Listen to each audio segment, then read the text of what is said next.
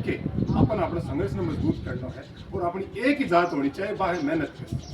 बहुत बड़ो एक दार्शनिक हो वो यह बात भी कही है कि दुनिया के मेहनत कश लोगों एक हो जाओ। जिस दिन आप एक हो जाओगे, ना तो सत्ता में इतनी ताकत है, ना किसी राजशाही में इतनी ताकत है कि वो आपके अधिकारों का दमन कर सके। जब आप अपने अधिकारों को समझने लगेंगे, आप अपने अधिकारों के लिए एकजुट होने लगेंगे, तो किसी भी राज में इतनी ताकत नहीं है। आप ही लोगों ने इस सरकार को कितनी बार झुकाया।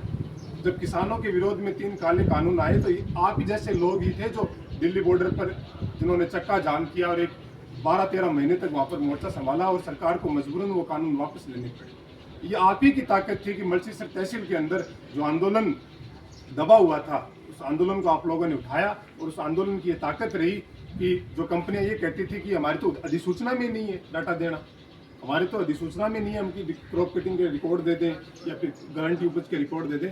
आप लोग एकजुट हुए, आपने जाति समाज धर्म सब कुछ भूल के आपने पहचाना कि हम लोग किसान हैं और आप किसान बनकर मलसीसर तहसील के आगे आए और ये ताकत रही कि प्रशासन भी झुका और सरकार भी झुकी। तो ये जो एकता है, ये एकता हम लोगों को बनाए रखनी चाहिए।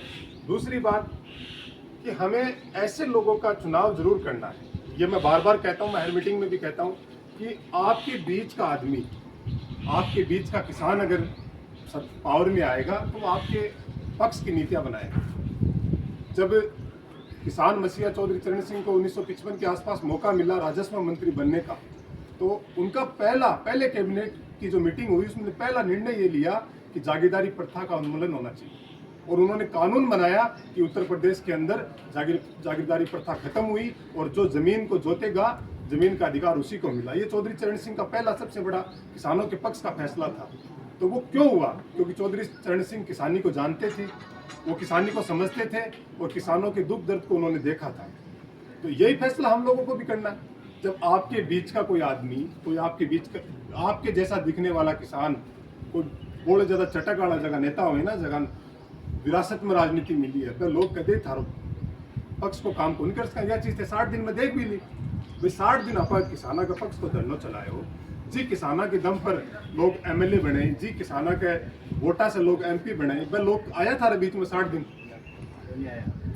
उन्हें, तो या अपन सवाल करना भी पड़ेगा। देखो अपन केवल संघर्ष के माध्यम से आप इस चीज को बदलाव को नहीं कर सकता।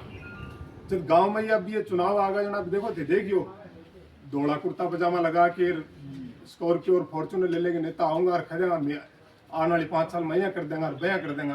करने क्यों गोनी बाकर केवल झूठा वादा ही, झूठा आश्वासन ही। एक बार किसान सभा की भी मान की, किसान सभा भी अब क्या